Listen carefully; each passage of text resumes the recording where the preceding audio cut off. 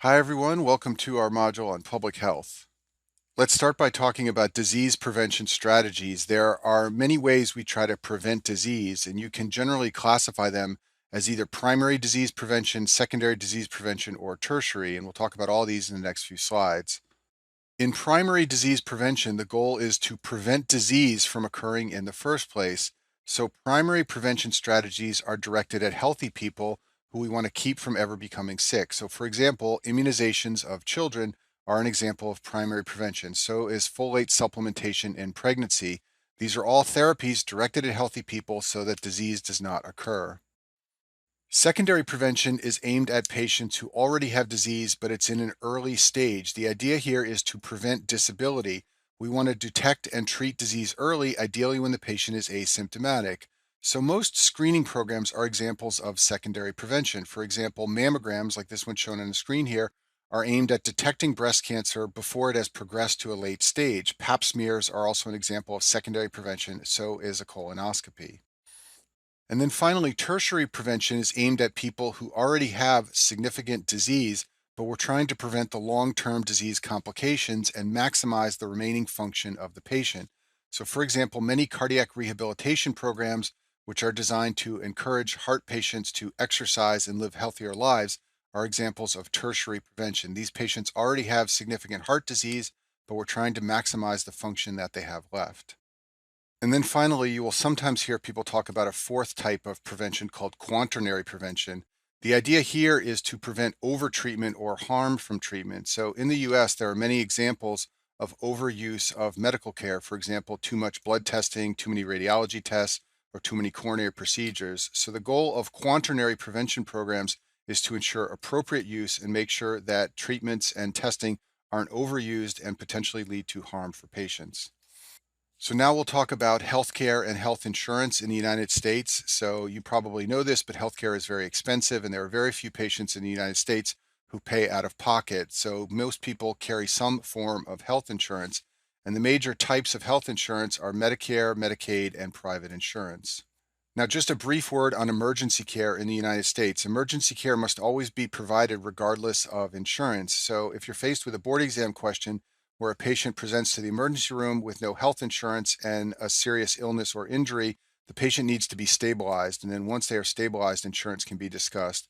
But in the US, we never turn patients away who are critically ill because they do not have health insurance. The first type of health insurance we'll discuss is Medicare. Medicare is a federal program, which means it is administered by the United States government and paid for by federal United States taxes. And in order to have Medicare health insurance, you must meet one of three criteria. You must be either 65 years of age or older, you must be disabled, or you must be on dialysis. So the idea here is that the federal government wants to make sure that elderly people in the United States, disabled people in the United States, and anyone who requires dialysis has health insurance and doesn't suffer for want of health insurance. So if you meet one of these three criteria, you can have your health care provided by Medicare. Medicare is broken down into four parts called Part A, B, C, and D. Each of them pays for different elements of health care. Part A pays hospitals, Part B pays for outpatient treatment like clinic visits and diagnostic testing, and Part D pays for prescription drug coverage. And then Part C is sort of different from the others. Part C is a special option that patients can choose if they wish. If you elect to have Medicare Part C coverage, you will have your health insurance provided by a private insurer, but the US government will pay that private insurer to take care of your health care. So some patients in the US elect to have health care via Medicare Part C, and they will have a private insurer who provides their health care. Next type of health insurance we'll discuss is Medicaid. So Medicaid is jointly funded by state governments and the federal government. So some of the money to pay for Medicaid health insurance comes from the federal government and some comes from the state governments. So for example, if you are a citizen in the state of Florida and you have Medicaid health insurance, some of the money to pay for that insurance comes from the state of Florida and some of it come from the US government. Now, the program is administered by the states. It's not administered by the federal government like Medicare. And Medicaid is aimed at providing health care to low income patients and families. Basically, you have to have an income below a certain level in order to qualify for Medicaid. And finally, we'll talk about private insurance. This is insurance provided by an insurance company that can be purchased for an individual. And in the United States, most people who have private insurance have it provided by their employer. So, for example, if you are employed by a company, that company will pay a fee to the insurance company, and the insurance company will pay the costs of your medical care. This is a major expense for the employer, but it helps to attract skilled workers. And this is the way many people in the US attain their health insurance. And there are several types of private insurance plans that vary by their features and costs. We'll talk about them in general in the next few slides.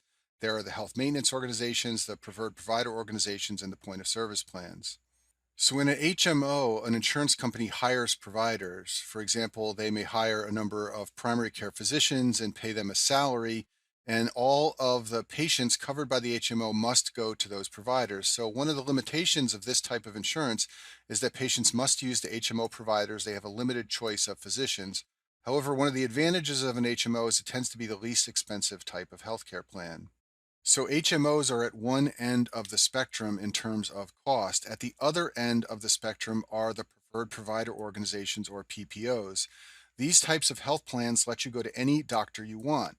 Certain doctors are called in-network, and they often have a lower copayment that the patient must pay when they see this doctor, but you can also go out of network and see any doctor that you want. Because you can see so many different doctors, these tend to be the most expensive plans, but they're also the most flexible. So from the point of view of a patient covered by insurance, this plan is nice. However, from the point of view of an employer, these tend to be the most expensive plans. A point of service plan is a middle option between HMOs, which are the least expensive type of insurance, and PPOs, which are the most expensive. In a point of service plan, patients usually have to see a specific primary care doctor who has a contract with the insurance company. However, after they see that doctor, they can be referred out of network to see other doctors as long as they're willing to pay a higher copayment. Let's talk about the different payment types that insurance companies use. So, insurance companies must pay doctors and hospitals for the services provided. So, how do they do this? Well, the simplest way is called fee for service. So, for example, some insurance companies will pay $100 to a physician per clinic visit. That's called a fee for service model of payment. Another model is a salary. We mentioned this before with HMOs. Many HMOs employ doctors, so they pay them $100,000 per year, for example, and then that doctor must see all the patients that the HMO asks them to see. And then finally, another method of payment is called capitation. So in capitation, insurance companies give a set fee to a physician or hospital per patient or illness. Now, if the physician or hospital spends less money than the fee, then they make money. However, if they spend more money caring for that patient or treating that illness than the set fee, they lose money. So in capitation, the insurance company transfers the financial risk to the physician or hospital. However, if the physician or hospital thinks that they're really good at treating certain types of patients or certain illnesses, then they may want this model because they think they can treat the patient by spending less money than the set fee that they get from the insurance company. I'll briefly mention the Affordable Care Act. This was a major healthcare law passed in the United States in 2010. It is sometimes called Obamacare because it was passed under the administration of President Barack Obama. And it had a number of changes that it caused in the healthcare system in the US. But the most important ones that you should be aware of are that it expanded Medicaid coverage, so it made more patients eligible for Medicaid. And it also established what are known as healthcare exchanges. These are marketplaces where uninsured patients could purchase private healthcare, ideally at a lower cost than they would otherwise be able to obtain.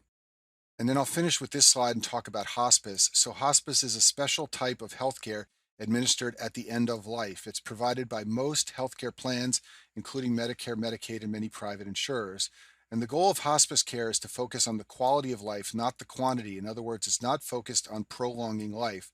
So it's aimed at patients who have serious illness and are expected to die in the next few months. The goal is symptom control, and the services are provided either at home by a nurse who visits the home or sometimes in a facility. And the key thing to know about hospice care is that in order to be eligible for this, you must have an expected survival of less than 6 months.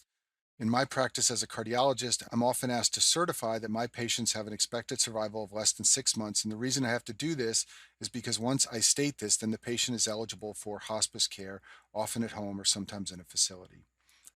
And that concludes our module on public health.